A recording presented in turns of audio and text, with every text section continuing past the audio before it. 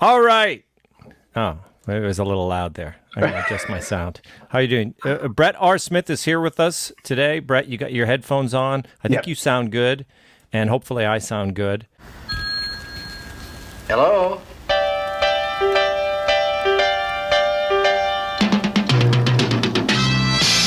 How to be Tom Shalhoub.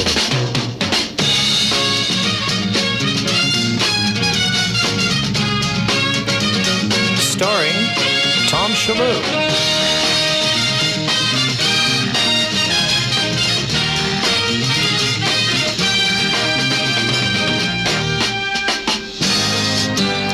You know, not everybody wants to be Tom Shalhoub. But for those people who do, I guess this podcast is for them. I mean, you got to model yourself after someone, right? Might as well be me, Tom Shalhoub.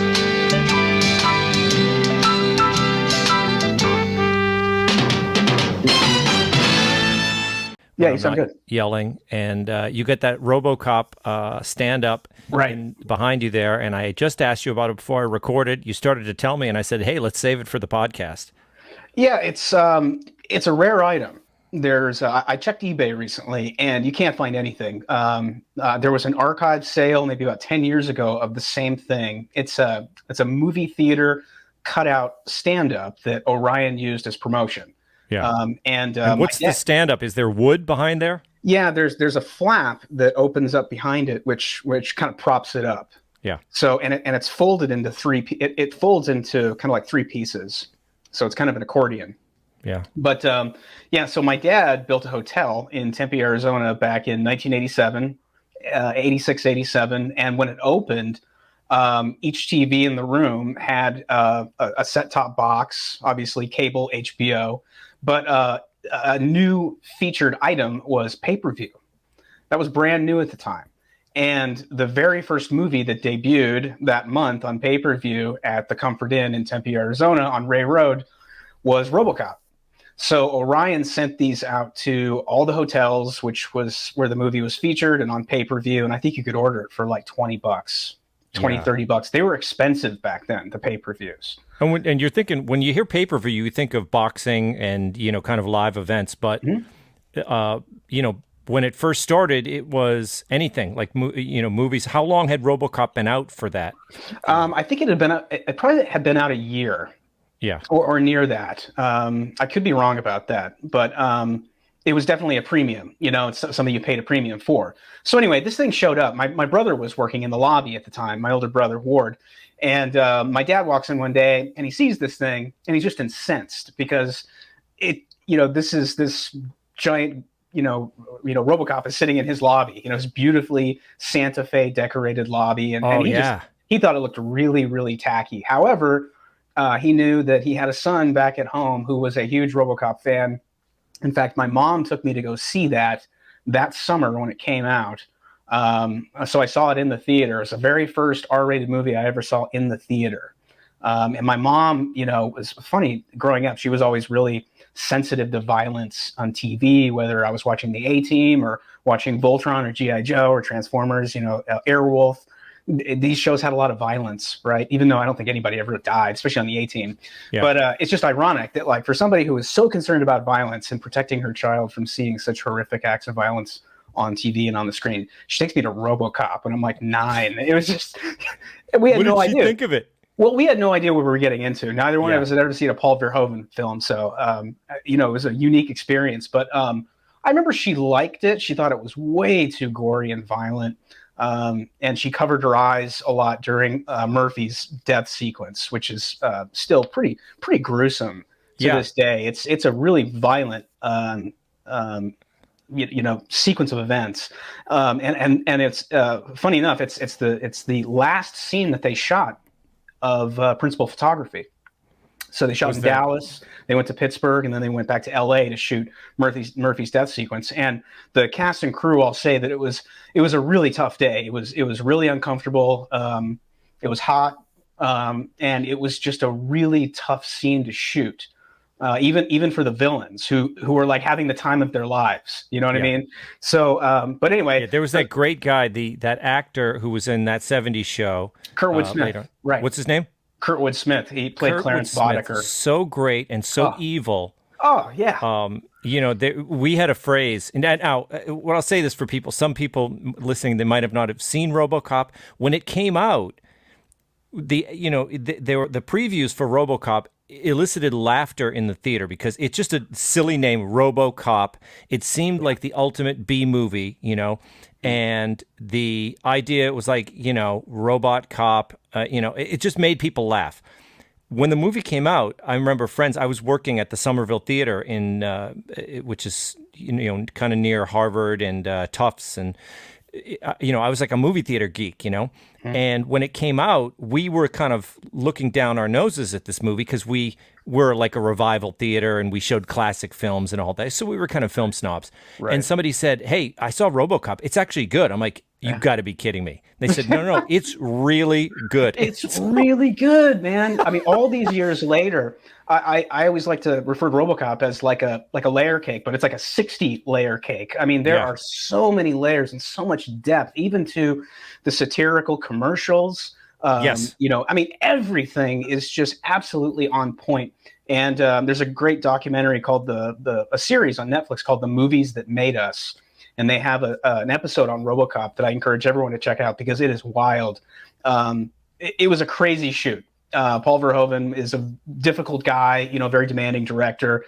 Orion was, gambling a lot on this whole thing. $14 million budget. It was a very small film, but it had such exceptional talent attached to it, from Rob Bottin, who is the makeup effects guy who designed the suit. You had Joost Volcano, who's the director of photography, probably one of the best in the business. You had Basil Polidaris do the score. He did Conan. He did. He's done all kinds of Red Dawn. The score was amazing in this too. Yeah, it's really. When you go back and you listen to that score, especially Isolated, I found it recently on YouTube, and it's just so beautiful, and it's just kind of perfect. And there's so many scores after that are sort of copy sort of that sort of tone and feel that Basil was able to capture. And that guy died of cancer, I think, probably about 20 years ago. Probably one of the greatest guys to work in Hollywood and score films, and just died way too early. And he came out of the USC Mafia, in the 70s. He went to USC Film School, and he came out with Milius and Spielberg and Lucas and Brian De Palma and all of those really great 70s auteur directors that would go on to basically define the movies, the most iconic movies of the next probably 20 years. So, But anyway, to wrap this up, my dad took a look at this thing. It stands about 4 feet tall, and he just grabbed it and was walking out the door with it. And my brother said, what should I say if anybody asks what happened to it? He said, just tell them it got up and walked out the exit door. So he comes home and he gives it to me, and I was just absolutely elated. I put this up on my wall. I had it there for probably at least 3 or 4 years until we moved. And then I folded it up and I stuck it in storage for 35 years. And finally dug it out of storage. I forgot that I even had the damn thing. And it's absolutely pristine. It's beautiful. They weren't really made to last. It's cardboard and then like a decal, like a really kind of cheap decal that's pasted on the front. Yeah. And I'm a little concerned about it at this point, because I'm kind of like, how do I preserve this? How do I really keep it nice? And at this point, I think framing it is the only thing that I can think to do with it. And that's going to be expensive. But at the same time, they're just incredibly rare because these things were perishable. They throw these things out all the time, even the ones that you see in the theaters now. So, but I was lucky to get it. And then next to it, I have my Conan the Barbarian one sheet from 1982, I believe. That's one of my other favorite movies, and Master and Commander.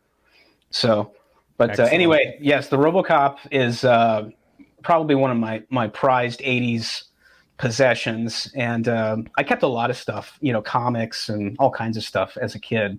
And like I said, a lot of it just was in storage forever. So it's in good shape.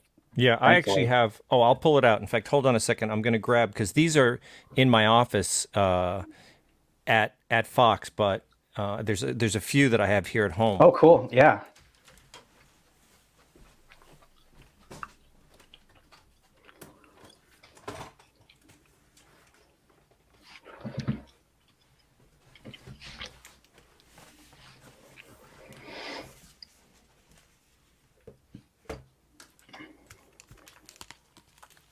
Okay, so for people listening on the audio podcast, they're going to wonder what's happening here. Yeah, I know. We're doing all visuals, but I know. maybe it'll motivate them to go on and look at the video on YouTube. So Absolutely. this, speaking of storage, this was in storage for about 30 years, and you can see I had them framed, Yeah. which was expensive, but in the end, when you just kind of do it, you kind of bite the bullet.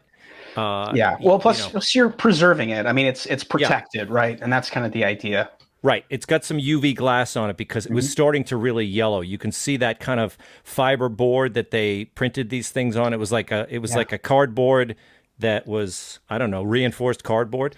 But this was at NBC. So it was across the street from Fox at 30 Rock. This thing was the size of a whole wall. Okay. It was like picture behind the desk of the receptionist coming in to the NBC radio. It was the National Broadcasting Company at the time. So this is pre-television. Yeah. And they had what's called All the Stars in the Heavens, I think what they called it, this poster. And it was the different people that were on NBC radio. And you could see Al Jolson there. And the reason I don't have this hanging up at Fox is that if you look at Al Jolson, you can see the blackface character in the corner there. It's Al Jolson and then his minstrel character.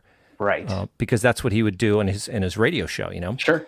Yeah. I thought, oh, this one's a little bit, there'd be some, photograph would get out and like, oh, look at this guy from Fox News and he's got a blackface image behind him.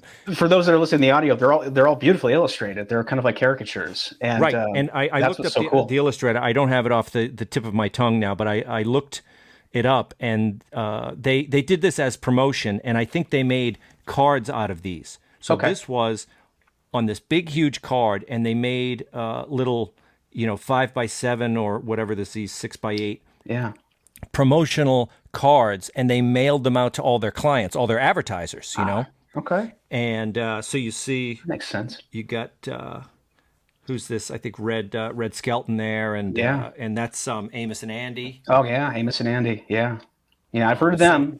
Yeah, right. It's great stuff. I mean it's it's obviously all period pieces. You have to take them all into context. But these were all wildly popular radio shows that people tuned into daily.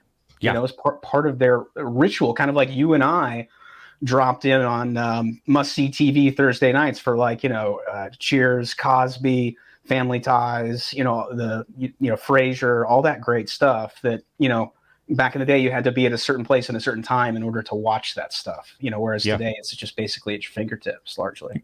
Yeah, and they had the network lineups in the same way for radio. NBC tried to keep people tuned to NBC on their radio all night, so they would line these things up, and that was the early network, was network radio. And then when they went to TV, they decided to take this big poster off the wall, and they gave it to the receptionist. So she took it home with her, and then she took it back to Massachusetts. She got married. Her son had it in the attic, and he said, "Oh, Tom, you'd probably love this thing." So he gave it to me, and I drove it down to New York, and then I kept it in my New York apartment.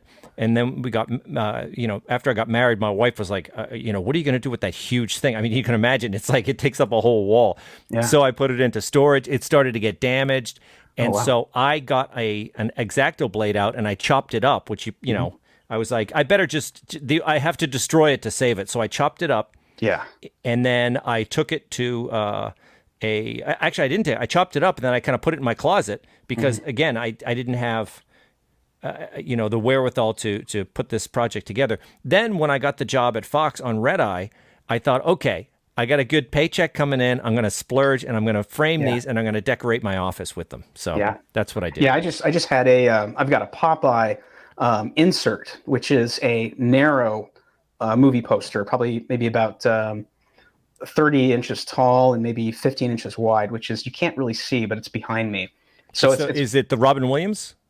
It's from 1980. It's Robin Williams. Yep. The famous Popeye movie or infamous Popeye movie at this point. It was a box office bomb, but it's turned out to be, I think it's aged beautifully. And it's great. Frankly, the only musical that I will tolerate. And funny enough, the music is done by Harry Nilsson and Van Dyke Parks, who used to work I didn't even know that. Brian Wilson on Pet Sounds. But Harry Nilsson did all the writing.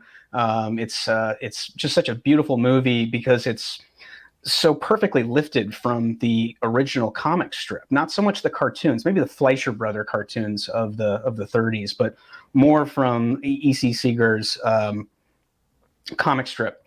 And the stage that they built is in Malta, and it's still there.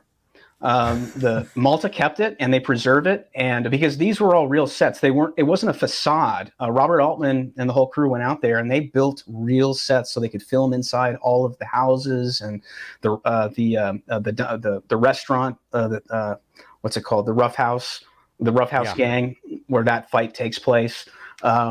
But they preserved it, and it's a tourist attraction, and you can book it for weddings, for celebrations. It's But open. you got to like most take a days. boat to get there, right? Is that right? You have to go to Malta to go and experience. But if you go to, I think it's called Popeye Land, and am I out of batteries? I might be out of batteries. Anyway, it's called Popeye Land. I can see you. And I have a backup. I always have a backup. But it's still there, which I think is amazing. I think it's PopeyeLand.com. You can check it out, and it's just like the costumes and the casting. The casting's so perfect on that film. But and I think it's probably one of the first films I ever saw. But yeah, I just had that framed, and I got the Lisa had it framed for me, and we got the museum glass, which I've never gotten before, and it's unbelievable. I've got the good glass on my Master and Commander and my Conan, but like for an extra $50, I got this museum glass, and there's no glare. It's just unbelievable. It's so perfect, and you see it so pristine, and it's beautiful. So fantastic. So, yeah, these things, we. You're like, we're the same in that sense that we keep this stuff because it means something to us. It's I think a lot of it's kind of like what did Chris Nolan, recently, I think it was Guillermo del Toro and Chris Nolan said recently, they're encouraging everybody to be, to preserve the culture of media and films and TV by owning physical copies of things rather than relying on streaming services. Oh, yeah. I want to ask you about that because you tweeted about that. Somebody said, oh, I can't get so-and-so on, I can't find it anywhere. And you said own physical media. And I said, oh, I wrote that down because I said I want to ask him about that. But let's give for the people, I just started talking to you like, hey, and we hang out. This is what I like to do on the podcast. But for people who don't know you, people might remember you because you were on Red Eye when Clinton Cash came out. Yeah. But Brett is an artist, and he works in a graphic artist and a comic book artist, and works in that world, but also in the world, in the kind of commercial world, which is interesting because I'm going to ask you about that as well, because you're a well-known, conservative, and sometimes that can get you, put on lists and stuff in the business that we're in. But so you're an artist. I mean, you're a graphic artist, right? Yeah, for 30 years. For 30 years. And in the, I know you look like a kid, so people are like, how old is that guy? But almost 47. In about a week. All right. Well, I got a decade on you. So, but and you are constantly working on projects, and what are you working on now? Right now I am, I'm working on something with Lisa. We're doing a children's book. Lisa DePasquale, and she's your co-host as well on what's the podcast? We're doing Pop Culture Warriors for the Post Millennial right now. We were doing Political Punks, but now we're doing a new show, which is less politics, more culture, more pop culture, more fun stuff. It's called Pop Culture Warriors. And if you go to the Post Millennial on YouTube or Rumble, you can find our playlist there. And we do a lot of reviews. We do a lot of recommendations. We encourage our viewers to check out certain artists that are doing exciting things. And then we also do long form interviews. So we interviewed Robert Davi recently, and just did one with Kurt Schlichter, who's got a new book out, new fiction book in his dystopian Red State, Blue State book series, People's Republic. So that's kind of what we've been occupying our time with. And then I've been coloring because that's what I did for 28 years, almost 30 years now. Yeah, 29. Geez. And explain the coloring, the inking, the coloring, sure. The process of creating a comic book, because I don't think a lot of people know how, it's done in a very specific way. It's kind of like movies where, you have you have a team of artists that all team up and work on a book. So you have a writer, obviously, who writes the script, and then you have a guy that pencils it and who does all the roughs, their thumbnails in pencil, all the panels and everything on the page. And then you have an inker who goes in. They used to use India ink, and some guys still do use traditional brushes and quill pens, but most of it's digital now. But they take those pencils and they refine them and make them photographical and fill in all the blacks and make them almost kind of like a coloring book. If you've ever gotten a coloring book and you see that blank line art that has yet to be colored, that's sort of what it looks like. And that's what I get, the colorist gets. I get the black and white line art, and I have to go in and render each panel or each cover and add shadow and color and depth and sometimes special effects.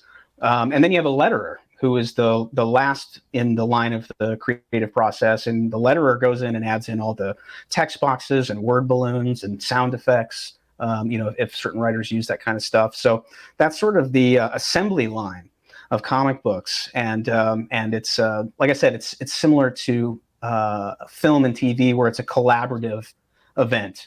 And, you never really quite know what you're going to end up with, which is part of why it's so much fun. But I've been used to color for Marvel and DC Comics for about 24, 25 years.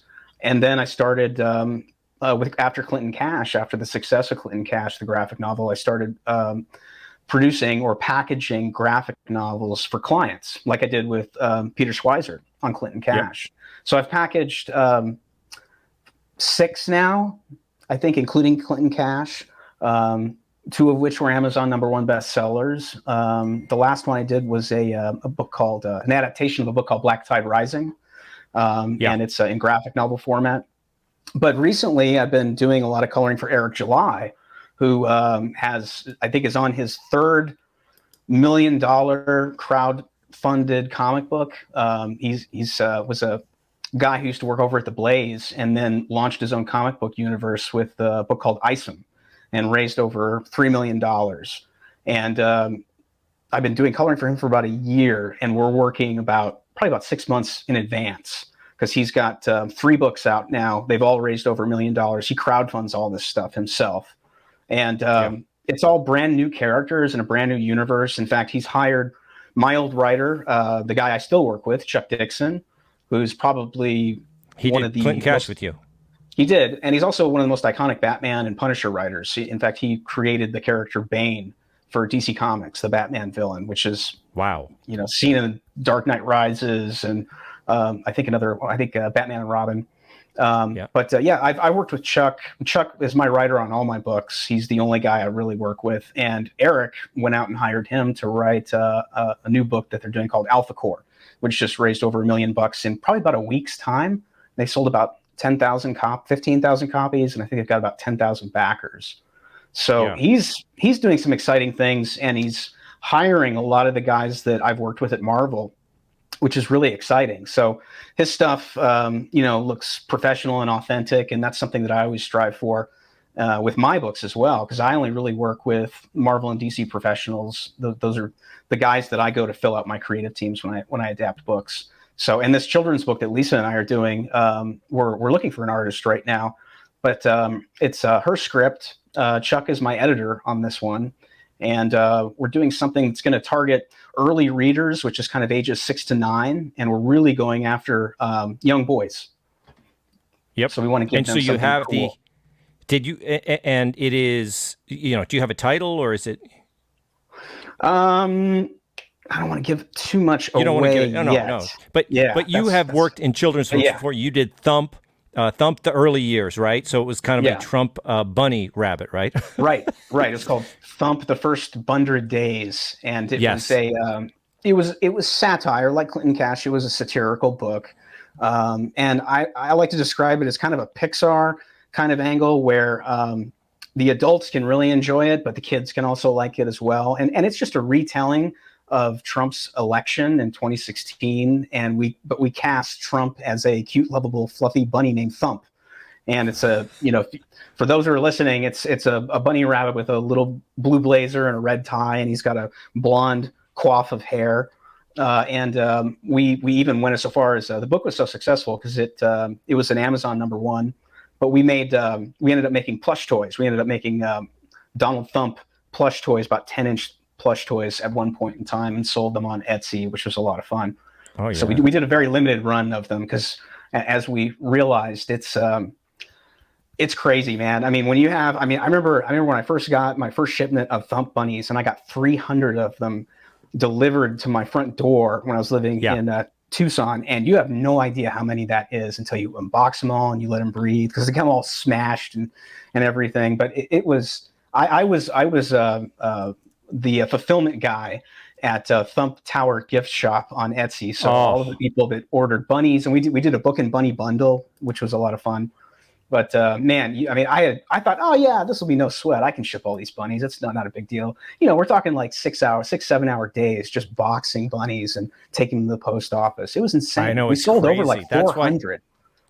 So I mean, merch is so difficult to deal with, and yeah, you know, that's why it's like you want to create. I've been watching Gutfeld, the way that he, you know, he started with the, you know, the clothing and the things like that, and his items keep getting smaller and smaller. I mean, the best thing is like to have a coffee mug or something, and then have somebody else ship it. You know, so you just sell them. Yes. They ship it. It's done. You never see it. You know, that kind of thing.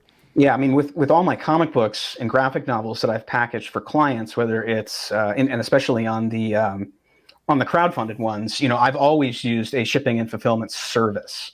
That is money that is well spent. You know, so it goes from the printer, all the books get printed, and then they go to the shipping and fulfillment center. It's warehoused there, and that's those guys' business. I mean, they're experts at that. So they shrink wrap everything and put it in a protective box. And, you know, they take care of, you know, annoying things like international shipping, because they know how to do all that stuff. And, you know, you pay for that excellence. And, you know, I used a great company called Senveo on the East Coast, and they're a big company, but, you know, not one return, not one error, just perfection. And but you didn't do that with Thump. I didn't do that with Thump because that was the first time that we had ever done anything like that. That was the first book after Clinton Cash. And I had no idea that it was going to go number one on Amazon. That blew my mind. Clinton Cash went number one in all books, and then got within 4 spots of number one on Amazon. We were in four spots behind Harry Potter, which was just nuts. Yeah. Thump was like number one in political satire and children's books and a couple different categories, and went through a number of different printings. It was really popular. And, you know, part of that was being able to, you know, have, you know, you helped me promote it. Others, you know, were really generous. Larry O'Connor, there's a lot of people that helped with that. Our publisher Post Hill was great.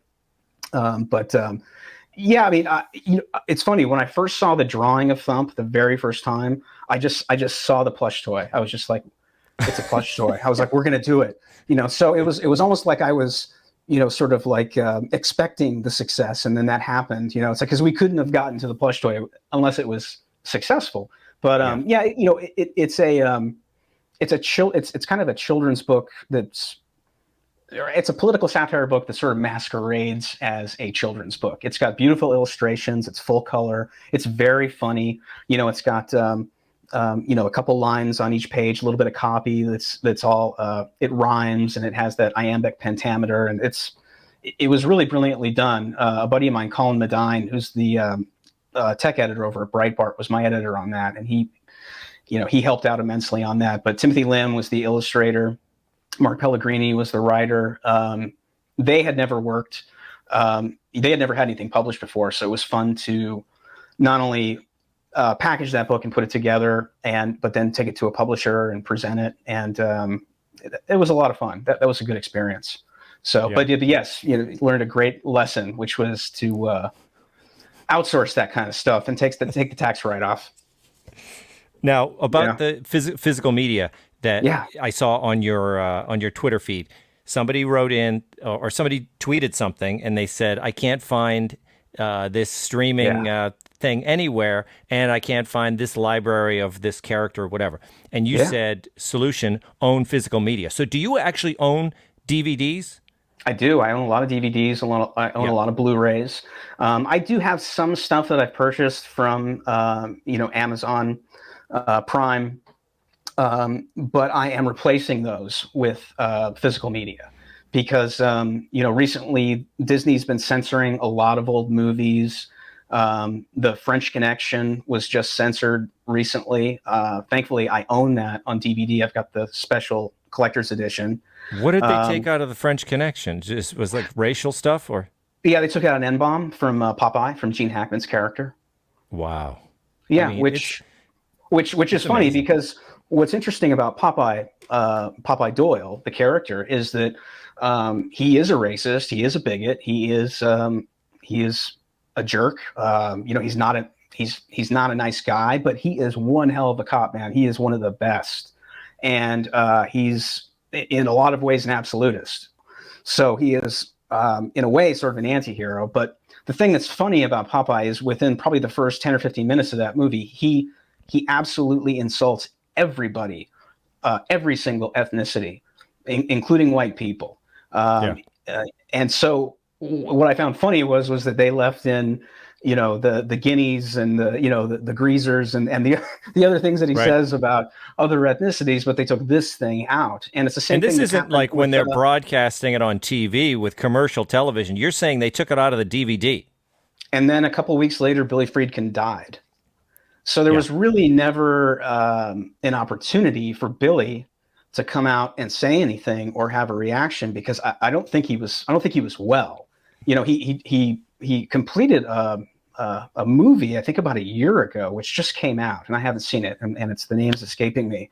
But Billy Friedkin's another one of those great directors from the 80s, 70s, and 80s. You have met him. I'm guessing you have. You call him Billy. William Friedkin, the famous director, the Exorcist, and French Connection, and he is To Live and Die in L.A. Yeah. Oh yeah. So and he's got a great. I mean, he should have been an actor. Was he ever an actor? Because he has such a personality.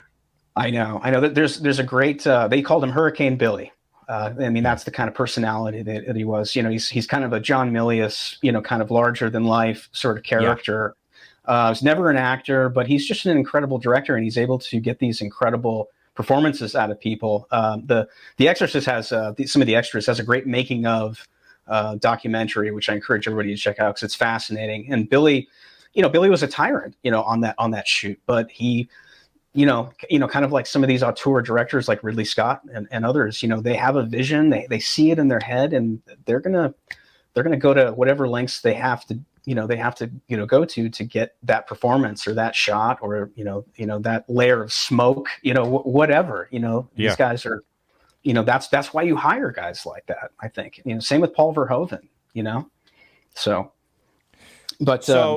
The other thing I was listening to, I think it was I don't know if it was the most recent episode of the podcast with Lisa DePasquale. You were talking about, it was your pop culture podcast, Pop Culture Warriors, is it? Yeah, you got it. So you were discussing James Bond, and then I happened to be looking on some website and I saw something. So is that a done deal? There's a new James Bond, and it's not done? It's not. I think it's a rumor.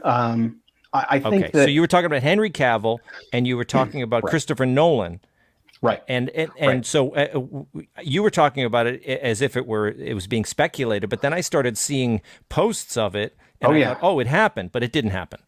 Well, I'm not sure if it didn't happen. They have the Broccoli's who produced the Bond films. And have always produced the Bond films. It was Cubby Broccoli back in the 50s or the 60s and the 70s, and then his daughter, Barbara, now is in charge of the Bond franchise. She's and they're this like British family. Like, were they friends with Ian Fleming or something? Because I know they produced Chitty Chitty Bang Bang, right? Yeah. And so who were they? They've always had the Bond franchise, but were they chums with Ian? I believe they were. I don't think that you could. Probably Fleming seemed to me like a hands-on kind of guy and like to shepherd the films to a certain degree. But at the same time, there's, as a writer, I'm sure that there's probably only so much you can do. But the Broccoli's have had this thing for so long.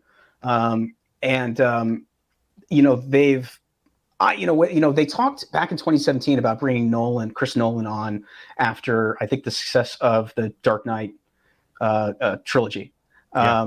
And his schedule didn't permit that. even though he's been on record by saying, he's a huge Bond film. He loves those films, and they're huge influences in his films. So then they went to Sam Mendes, which I thought was really interesting, who did, I think, two or three, which were fantastic, including Skyfall, which I think is the strongest of all the Craigs at this point. So now, with the success of Oppenheimer and Nolan being the hottest ticket in town, I think that there was talk that they were interested because he's a hot ticket and he is probably one of the last great directors out there. He's definitely an auteur, kind of like the directors we've been talking about. And it just seems like a perfect fit, right? You've got this franchise which is looking to reboot with a new actor and a new tone and a new setting. You can do anything. I mean, they're starting from zero essentially, which is really exciting. So why wouldn't you go to someone like Nolan, who has expressed interest and also has said that he has a really clear vision for how he would do it, which is period pieces, go back to the books and adapt them straight from the pages. Funny enough, James Bond has been edited. James Bond books, there have been racial slurs taken out as well recently. Oh, really? So books so far only, is that right? Which is why I own all of the James Bond Ian Flemings in paperback from the 60s with those great illustrated covers. You can buy them on eBay. And this is the crazy thing. It's like Mark Twain, Huckleberry Finn, they're censoring that, or they're just taking it out of curriculum. This is the problem with streaming and allowing these big corporations, which is what they are at this point. They're not houses of creativity and ideas anymore. They're just strictly these corporate machines that are run by these marketing stooges that come out of the Ivy Leagues with these PhDs in DEI and check, and masters at checking off all the boxes, right? Yeah. Diversity. Well, they already edit what they did to Bud for Light. different countries. Look what they did to Bud Light.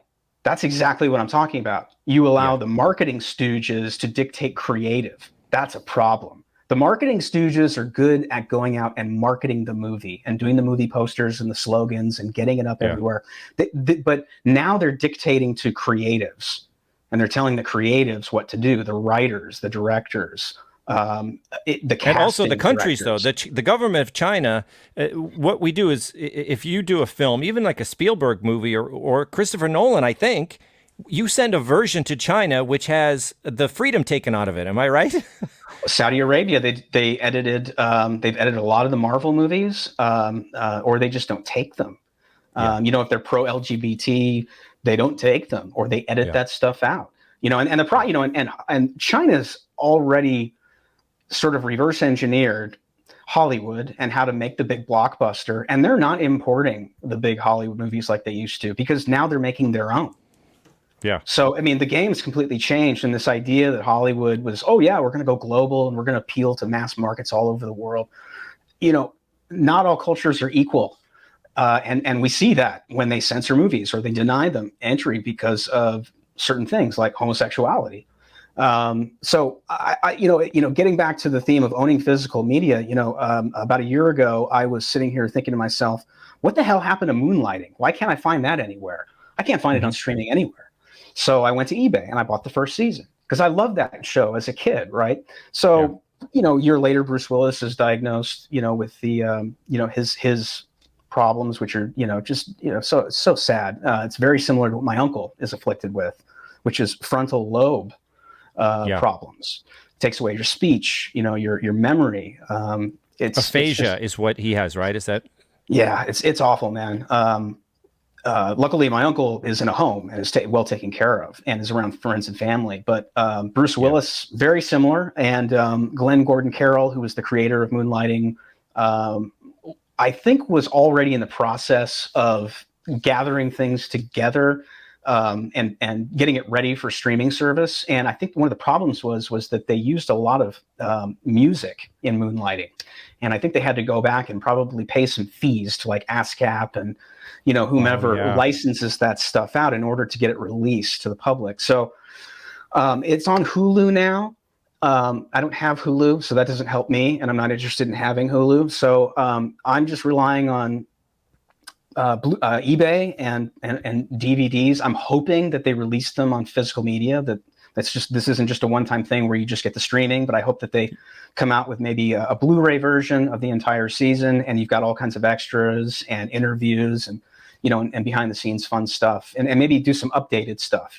That would be great to hear from Sybil Shepherd and others, and maybe do it as a, dedicated to Bruce, man. I mean, that's, and take some of the money that you make from that and donate it to fighting that ailment, But anyway, the physical thing, that's just the way it always was with us Gen Xers growing up. We didn't store stuff on someone else's computer, which is all the cloud is.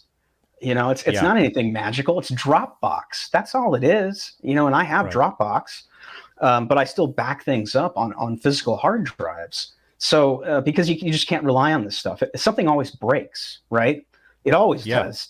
But this idea is not just from the standpoint of censoring shows, but it's also just not having them, which is what Chris Nolan was talking about. Was there's a lot of shows that the streaming services just pull, and then they're gone forever. And who knows? Maybe because nobody watched them. I don't know, but it just seems like a disservice. Like right now, I was looking. Funny enough, BJ and the Bear. I used to watch BJ and the Bear. I love BJ and the Bear. We love that. It's kind of like merging Every Which Way But Loose and Smokey and the Bandit. And Convoy, right? It's just because those were things within pop culture that were really popular at the time. CB was BJ the truckers, monkey, or was BJ the guy? BJ the Bear was the monkey. Was the driver, right? And the Bear was the chimp, right? Yeah. So. But it's nowhere to be found. Like you can't find it on DVD. It's not even on YouTube. A lot of times you can find some obscure TV shows on YouTube, and somebody's just maybe taken a VHS of it, and then uploaded and they pop it up there. Right. I was looking for James at 16 because I wanted to see if it was really any good, because Greg Gutfeld, were talking about how that show was, it was a real.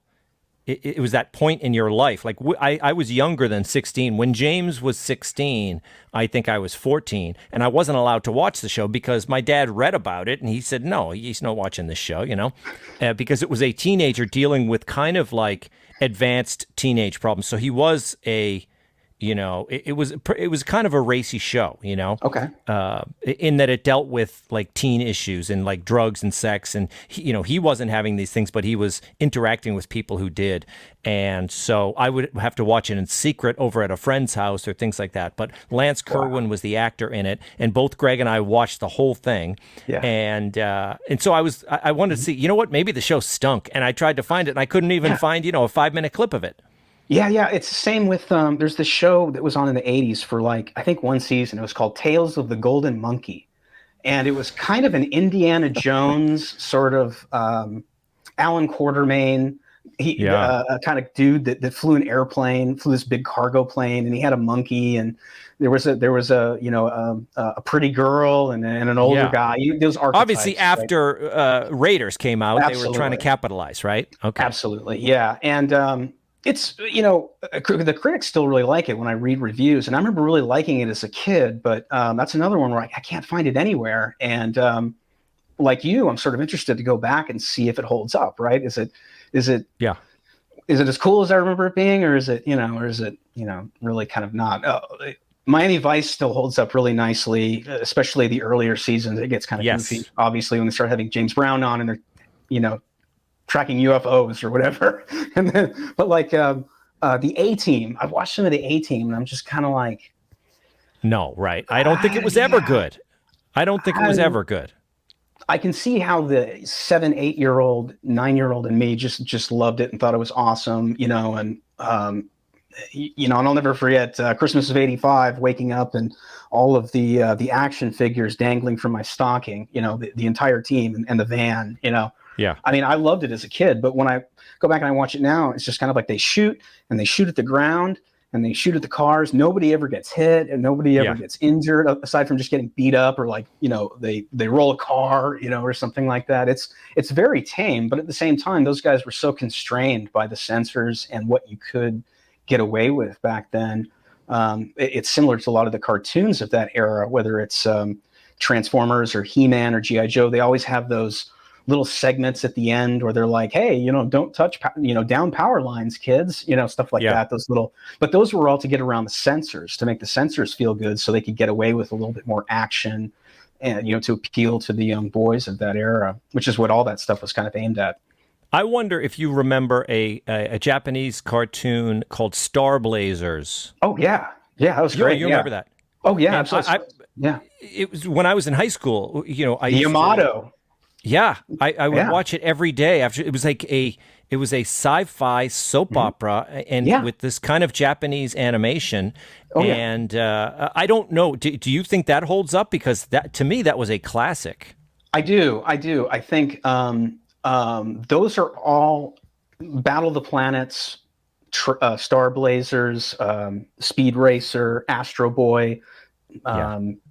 Transor Z. These were all Japanese cartoons from the mid to late 70s that were repackaged, had quite a bit of violence taken out, and redubbed for American audiences. And they were syndicated for us. And I remember those some of my earliest memories are early 80s cartoons. And I can point dates to that because I know when my mom and I lived here in this townhouse, and because I remember exactly where I was watching these things.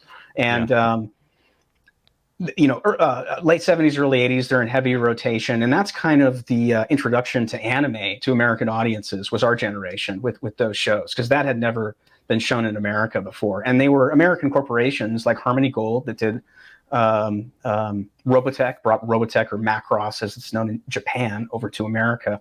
And they're just a production house out of LA. In fact, a buddy of mine works there, Kevin McKeever.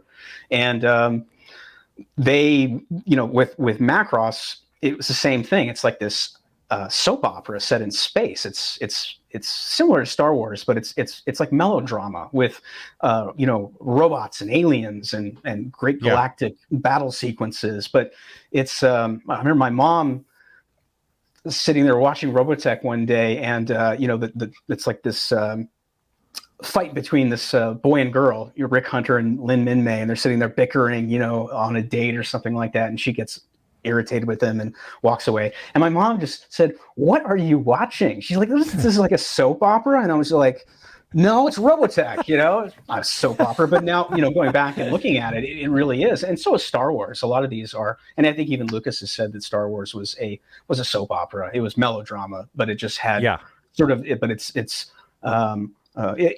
this great action adventure. It's high adventure, right? But it's masqueraded as that. Underneath it, it's very much a soap opera. It's about people and relationships. Like a serial, or what did they call, like Flash Gordon? Was that called like a serial? Absolutely. They were, Flash Gordon, Buck Rogers, those were all serials, and they were episodic. So, it's like you'd go to the theater and you'd watch one and there'd be a cliffhanger. Yeah. Right. And then you'd have to come back the next week, and pay your dime or whatever it was to see what happens. So, I mean, and that's, almost very similar to comic books as well, where you've got the reader captivated, and he, they can't wait to show up next week or next month, to see the conclusion of the story. And if the protagonist, the hero, survives, that's part of the fun. But the Battle of the Planets was a big one for me, and that's the one that has like the family, or they're not family, but they all kind of live together, and there's like the protagonist, kind of the rogue, sort of the big hefty guy, the geeky guy with the glasses, and then the girl. Yeah. And Voltron was very similar to that, where you had sort of these archetypes that sort of these characters that sort of represented different personalities. They're really cleverly done, when you go back and you look at them. And funny enough, a lot of that stuff, a lot of that American adapted Japanese stuff I've watched since, and it holds up. It's really good. And it's interesting to think about how that influenced all of us, not only, all these years later, but how it, there's so many interesting father figures and big brothers in these shows, and acts of heroism, and these are all things that we define sort of the masculine hero, these actions that we watch as kids. And it's just interesting to go back and look at those now, a lot of them were basically just with the case of Transformers and GI Joe. These were just 22-minute advertisements for toys, essentially. But at the same time, they're wildly entertaining. They're well written. They're really tight because they're only 22 minutes. So they're really economical. And I think that they had a really positive influence on the boys and soon to be men of my generation. That's a good segue. In comparison to what we have today, which is virtually nothing. There really isn't anything like that today for boys. It's really sad. I had it as my note here. This will be our kind of last chapter here, is that I wrote down Hollywood Lost because I had read, you had tweeted out a link, and I thought you wrote this. And I read it, but I didn't look at the author. So you tweeted it with the headline, and it was called I wrote Hollywood Lost. I think that was the name of the article. Was it the Daily Caller one? Yes, it was Daily Caller. And so I saw the Daily Caller link. You had tweeted it. And so I went to it and I read the article, and then I moved on with my life, and I thought you wrote it. So I said, I'm going to bring this up with Brett, that article he wrote for the Daily Caller about Shane. And then I went back and checked it, and you didn't write it. You just sent the link out. Forgive me for forgetting who the author was. But it's a brilliant piece. Gage Flipper? No, Gage. I wrote it down because I wondered if you would remember. Gage. I think Gage. It's called Gage Flipper. I had never heard of Gage Flipper. That's a weird doesn't mean name. anything. I don't think that's what it is. It sounds like a pen name to me. I'll look it up as we're talking about it here. But essentially, it talks about Shane, which I had seen recently with my kids. I wanted them to see it, so we watched it, and they loved it. You know, it's hit or miss with my kids. I show them classic films. They love. Sometimes I knock it out of the park with films like The Great Escape, which is probably their favorite movie. Mm-hmm. North by Northwest, they love that. But then, I show another Hitchcock and they don't love it. So North by Northwest, they loved it. And I said, you got to watch all the Hitchcocks. And then we played Notorious, and they were kind of like a little bit, lacking focus on that one. How old are they now? 17 and 14. Okay. Yeah. So things like we watched the movie Holiday with Cary Grant. They love that. I remember getting into the classics like in my early 20s, and I was also really into IFC. I was watching IFC all the time because I was into all the independent films. But I was forget what was going on in Hollywood at the time, but I think it was kind of like now. It's just sort of bland and lame and uninteresting. So I went to the past, and I remember I loved The Birds. So I remember watching a lot of Hitchcock, and I think I had a little bit more appreciation for it when I was just a little bit older. I'm not exactly sure why, but show them something like The Dirty Dozen or Dark of the Sun. I love mercenary movies, and those are probably Dark of the Sun is probably my favorite mercenary, next to Dogs of War, which is another one with Chris Walken. It's incredible. Tom Berenger. Well, they love some Shane, of those though. Sleepers. Shane is slow moving. It's it's a movie of that era. Stark. Yeah. Yeah. So, but they liked that, and that was such a brilliant basically piece. The article that I thought you wrote was about basically I thought I wrote it too. Masculinity. Yeah. Right. Exactly. Right. Well, that's why you posted it, because you read it and you were like, oh, this resonated with me, so you posted it. It's so perfectly it did sound encapsulated. like you. Yeah. Why? Why is Shane? Why is that the ultimate masculine movie, you think? It's one of them, that's for sure. I might put the first Dirty Harry up there too, which is very similar to Shane.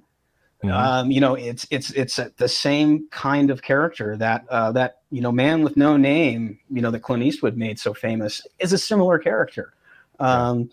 These guys are men of action. They don't necessarily really have an arc. They don't really need one in a lot of ways. Something might happen in the story which might change them a little bit, but essentially they are who they are, and I don't think there's anything wrong with that. Milius has talked about that. John Milius is one of the great filmmakers and writers. I think he's had more scripts made into movies than anybody.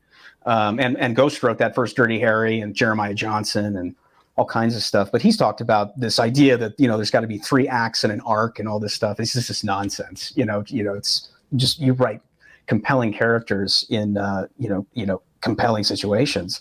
Yeah. But I think what I loved about that article was not only that did he bring up Shane, which I cite a lot as being sort of the archetypal hero film. It has all those beats, all those perfect beats. It's a little bit slower film because it's a movie from that era, right? But Yeah. I just think about that character and the selflessness and the strength and the he doesn't deny who he is in any way. He is who he is, man, and he understands that.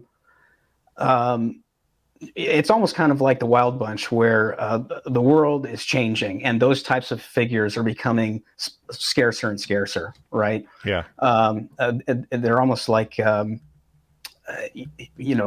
almost becoming extinct. But the idea that the town is in trouble, and a man comes in from nowhere that nobody really knows and is able to tame the town, right? And then once he tames the town, there's really no need. There's no need for him anymore. So he just disappears into the sunset. He's just gone. High Plains Drifter, which is probably my favorite Clint Eastwood movie next to Unforgiven, but that's the one where he basically plays a ghost who comes back as a spirit of vengeance upon a town. It's very similar, just with a little bit. It's kind of a horror / Western. It's a great film, and you'd never get it made today. There's some crazy sequences in that movie, but I love that article and the fact that it linked it up to Logan, which is my favorite of all the performances of Hugh Jackman as Wolverine. That's a great movie, and it's based on a comic book. The movie is called Logan. Right. I think it's the last one that was done, and it's set in the future. So it's a not too distant future, but Logan is aging. His powers are kind of waning, not quite what he used to be. He's in exile with Professor Xavier, and he discovers that he has a daughter who is, I think she's cloned from his DNA. I won't give the rest away, but it is a travel log. It's kind of they're traveling together to a destination, and they're also being hunted. Because she's wanted because she's basically the perfect weapon, and she's like, I don't know, like 10 or 11, something like that. So you've got this father figure story going on, but there's a lot of elements of Shane in Logan, and I never really put those two together, to be honest with you, as much as I like both movies. I need to go back and rewatch Logan because I think I've seen it once. So and I believe that's James Mangold who did that, and he's fantastic, man. I mean, if you didn't see Ford versus Ferrari, and if that didn't get you jazzed about what can happen in Hollywood, because I'm so sick and tired of listening to people say, Hollywood sucks, everything sucks, cancel your Netflix, cancel your Disney. That's not how you win a culture war. You can't cancel your way out of a culture war. That is so naive, dude. You need to spend money on the things that you like and send that message, and stay at home when it looks like it sucks or it's got an overtly woke message, right? Nobody's going to go see Snow White, just like nobody's going to see any Disney films, because they've admitted recently that, their woke, social issues are going to take precedent over any kind of company profits. They decided that's the company they want to be. And it was recently leaked in a memo. It's up on Bongino Report. I posted it there because I run entertainment over there. And really? Yeah. And it's a fascinating So they got the memo article up there that actually states this is what we're going to do. It's a Breitbart article, and it's got the memo inside the article. It's got a quote, it's got a screenshot of it, and it's clear as day. It's a giant word salad as to how they describe what they're doing, but they basically say in layman's terms, you're possibly going to see a loss because of the social justice DEI priorities that we're putting forward. And they've hired a lot of people in creative, again, who have these PhDs from the Ivy League and all this woke social justice crap, and they are baking it into the cake. The problem is that they're not really baking it into the cake. They're kind of shoehorning it in. The old, directors of past who wanted to put some kind of message into their movies, it seems like there was more creativity and thought put into it, because a lot of the times you don't even know that it's happening. There's not that kind of talent level left among some of these studios anymore, or at least they're not hiring the kind of people who can do that kind of stuff. So the stuff that comes out is very overt. It's very in your face, and it's almost kind of like it's rubbing your nose in it. Yeah. And that turns a lot of people off. It certainly happened in Marvel Comics. Marvel Comics right now accounts for only 9% of the entire comic book market, of all the sales. Marvel and DC, the two giant comic book powerhouses that you and I grew up with, they call them the big two. They account for 9%. Why? Because they have gone the way of DEI and woke and social justice, and that's what they're pushing in the pages of their comic books, same as Disney is doing on the screen.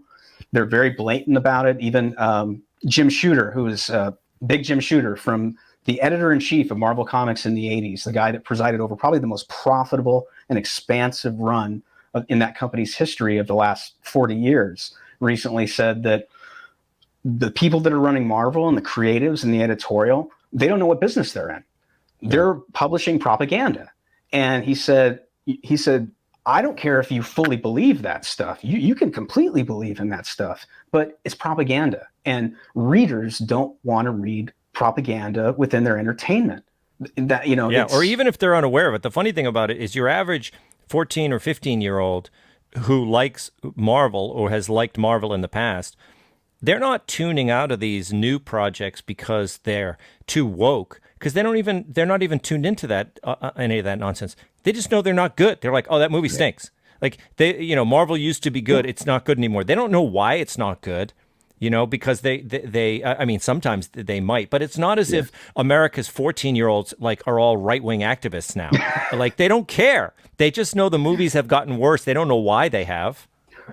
Well, and a lot of it really just kind of boils down to they don't want these B, C, and D characters. They want the A-listers. They want Iron Man. They want Captain America. They want Hulk, and they want the Hulk. They want the Rage Hulk, not Nerd Hulk. Nerd Hulk sucks. Nerd Hulk is a joke. You completely and totally castrate the character by making him Nerd Hulk, because you take away what is his most powerful source of power, which is his anger, his rage, because that is sort of like this. It's like a faucet that never turns off. Bruce Banner's the most angry man in the world. And that's how it comes out. It's the classic Jekyll and Hyde. So you take that away when you turn him into Nerd Hulk. It's the same with Thor. They emasculated Thor. They turned him into Big Lebowski. Watch that first Thor, that first Kenneth Branagh directed Thor, which is a great movie, and it's a great coming of age story. It's very classic. It's got all the classic archetypes, the wise old king, the feuding brothers. It's got all that great stuff, and they completely abandoned that for making Thor into this, comedic farce. They kill Iron Man. They make Cap completely disappear. He doesn't even choose the life that he ends up having. It's the same as the Force is female. You take these boy brands. These are all boy brands, all of them, and they have been since time immemorial. Marvel Comics, all those characters are male centric. The biggest demographic of comics has always been men and boys. Okay, and you can't change that. You can't turn them into princess franchises, and that's what they're trying to do with Star Wars, with Marvel, with all this stuff. They're feminizing them. They're doing kind of what He-Man did in the 80s when they introduced She-Ra into the toy line, because at Hasbro, Barbie was always number one, and then He-Man came along, and it became a $1 billion franchise within 7 to 8 years. And outsold Barbie 3-1. And the Barbie girls, all the female creatives over in Barbie got real jealous of that, and they shoehorned their way into that franchise and created She-Ra. And then all of a sudden, the boys are kind of because I remember this transition as a boy. I was the target demographic from the standpoint of who they were trying to sell to back then. And I remember all the guys were sort of like, He-Man's not cool anymore because of She-Ra. It's a girl brand now. Like the girls are into it. So why would we be into it? And there's all these other boy brands that we can spend our money on and kind of migrate over to, right? There was no shortage of those. So, I don't know what Kathleen Kennedy's issue is. I like to remind people that she was John Milius's secretary. That's how she got into the business. And she's Star Wars now. She's running Lucasfilm, right? She was handpicked to run Lucasfilm because she was a producer. She's an amazing producer. She's got an incredible record. E.T., Raiders. She's done so much stuff with Spielberg. She's an amazing producer. She's a horrible studio head. Everybody has their limitations, right? Like Dirty Harry says, a man's got to know his limitations. So I don't understand the Force is female and all this stuff. It's almost like this weird comeuppance, like, the boys had all this stuff and all these properties for all these years. So now the girls are going to come in and take over, like this girl boss. It's our time. And it's just like, no. And the funny thing, who loved Star Wars too? Girls. Like, girls loved the original Star Wars. And so, Carrie Fisher. Yeah. And Carrie, it's interesting. Carrie Fisher was the perfect blend of the woman of action, but at the same time she played the damsel in distress. At the same time, she had her limitations and where she needed rescuing or she needed help. This 90-pound woman beating up 250-pound men, which has been sort of the craze over the last 10 or 15 years. It's such an old trope, and it's so lame.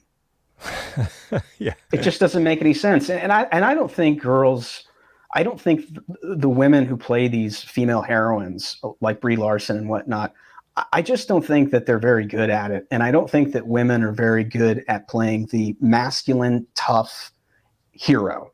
If you go back to like Ripley in Alien, in that first one, it's about survival, and she's a pragmatist more than anything. But that role was written for a man, and Ridley Scott decided to change it to a female. But he didn't change any of the dialogue or anything like that. It's exactly the same. Mm-hmm. She's having an affair with Dallas, with Tom Skerritt in the original cut, but they took that out in the theatrical. But oh gosh, I just completely lost my train of thought. What was I talking about? Carrie Fisher and Ripley. The brilliance of Aliens with Cameron is that she's protecting Newt, so she's being maternal. So when she comes out and she's in that big loader and she's ready to fight, that exoskeleton loader, and she's ready to fight the alien queen, and she says, "Get away from her, you bitch." You're just like, yeah, a man couldn't say that. That's a line written for a woman who is protecting her child, her surrogate child, which is the character of Newt. And I just think it's like when they write these lines, like which would originally go to a Chris Hemsworth or a Hugh Jackman, or a Dirty Harry or something like that, and they put it with a female actress, it just doesn't work. It doesn't transfer. And I just think that is, you're fighting nature at the end of the day. And it's the same with all this stuff, trying to feminize these boy brands and these boy franchises. It doesn't work. And Disney's like an alcoholic or something at this point in time that is denying the intervention that happens every time they have a box office opening.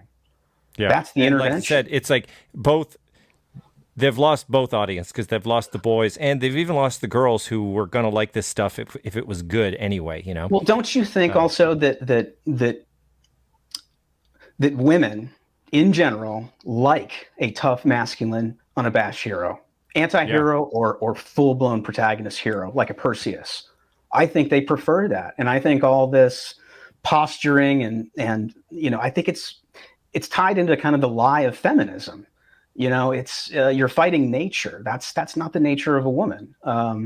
Sure, we like our Linda Carters and our Carrie Fishers and our Ripleys. I mean, I like women of action. I like a chick who's going to pick up a blaster and start shooting stormtroopers. I think that's great. But at the same time, she holds on to Luke when they swing across the drawbridge. It's not the other way around. He's stronger. He can handle himself, and he's taking the initiative, man. And she's like, let's go for it. So, I mean, I just think that, going back to more traditional roles, would be healthy for the culture and also for Hollywood and comic books and all that stuff, and appeal to people's nature. You know, girls are into Barbie, boys are into G.I. Joe. There's no reason why you need to mesh them together or outshine the boys with all the girl stuff. I just think it's ridiculous. And again, you're fighting nature. It's unnatural. And you see that with how people spend their money, right? But I mean, you know, spend money on the good stuff. There's a lot of great stuff out there. Reacher is fantastic. The Terminal List. There are some Netflix with Cobra Kai. One Piece is fantastic on Netflix. There's some fun stuff out there that I look at and I say, okay, these are course corrections. Okay, Amazon has lost a lot of money on X, Y, and Z. Netflix has lost a lot of money on X, Y, and Z, all of which sort of, cater to this woke DEI agenda. The One Piece is amazing because Netflix originally did Cowboy Bebop, which was an anime adapted into live action. And visually, it looked really great. Like it adhered to the source material. But they screwed it all up. They screwed up the characters and they made them woke and they shifted things around and they pissed off the fan base, which is your core audience, right? You want to retain those guys and then bring more people in. So they just ruined it and the fans just roasted it, man. I mean, they were so, because there's a hardcore fan base to a lot of that stuff. Anime is so huge. Manga, I was gonna get back to remark on the Marvel Comics being 9% of American comic book sales. 76% is manga. Everybody's buying Japanese comic books and graphic novels, and they're not buying American comic books. They're watching anime, in record droves on Netflix, but they're, not watching American stuff. So, and anime and all that stuff and manga, it does play into more traditional storytelling, and it has traditional roles. And I think that's part of the reason why it's so popular right now. Yeah. I mean, that's what it is. It's always storytelling. It's getting that good story. That's what made Star Blazers a good show. It was a grand tale, Yeah, man. That's what made it was Star like an Wars epic. great. Yeah, absolutely. And I think a lot of those cartoons, like I said, they still they live up to what they were. And it's like, I don't have kids, but I always tell people that have kids, show your kids, if you have boys, play them Star Blazers, play them Robotech, show them 80s stuff, because, we all the Gen Xers, I think, turned out pretty awesome, frankly. And a lot of that stuff, I think, was very positive. And it's like I was saying, there's a lot of role models in a lot of those cartoons, whether it's Thundercats or Silverhawks or G.I. Joe. There's big brothers, there's father figures, there's good stuff in there, along with lots of action and gear and tanks and cool stuff, because boys love gear, we love gear porn, when you're a kid, all of the stuff that comes along with all the toys and the action figures and everything. But I just think it's true. They were still telling, back then when we were kids, they were still telling morality tales. They were in that way. It was constantly reinforced in everything we saw. Even though we were we probably shouldn't have been watching as much TV as we were. I know. Dude, look at all the screen time we get now. Can you believe that? I mean, how many times did your mom tell you, turn off the TV and go outside, or don't sit so close to the screen? And look at us now. I mean, it's just never ending. It's all screen time. Unbelievable. Well, I'm going to plug your Pop Culture Warriors podcast. It's you and Lisa DePasquale. It's always you two, right? Yeah. Or if we have a guest. So we're doing, but we're kind of doing two formats. So. Yeah. So that's great, and let's keep in touch. I mean, we could do this. We could have a podcast. I could just kind of, because obviously, look what we're going on. It's over an hour now. Usually, I only do like 40 minutes on these podcasts. You can split into two. I've done that before. Yeah, two episodes. But I love just getting on and chatting and seeing where the conversation goes, and it's always it's fun because you pick up on the same stuff I do. And I mean, these articles and whatnot. It's just funny because it's like, it resonates, man. I mean, because it's true. And, I mean, I think you've got to, as an artist, as a comedian, I mean, both of us are creatives. And I just think that it's important that the creatives speak up, because we're the ones that can fix this stuff. That's the interesting part. And if more people in Hollywood, all those closeted conservatives, would come out of the closet and speak up, the blacklisting and all that stuff, that would end in a heartbeat, because you couldn't hire anybody. Because there's a lot of people that in Hollywood and in comic books and whatnot who are, and entertainment in general, who are not dyed-in-the-wool leftists or communists. Yeah. Yeah. Well, anyway, this was great chat, and I hope people follow you. We got, what is it? You got your thing here, at Brett R. Smith 76. That's at Twitter? Yes. Or X, as they call it now. Right. Yeah, and so I encourage them to follow you there, subscribe to the podcast, and tell Lisa I said hello, would you? She says hello, and I will return that as well. So, but it's been a blast. And we'll do it again. Thank you. Talk to you soon, Brett. Thanks, man.